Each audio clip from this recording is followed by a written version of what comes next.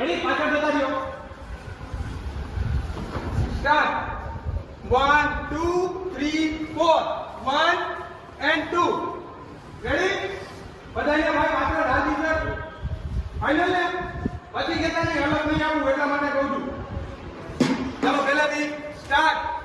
1 2 3 4 1 2 ready હવે right leg બે વખત આપણે ચીટોળો લઈએ એ રીતના લેવાનો છે 1 2 3 4 સમજાણું બતાવીએ આ રીતના આવશે રાઈટ લેગ 1 2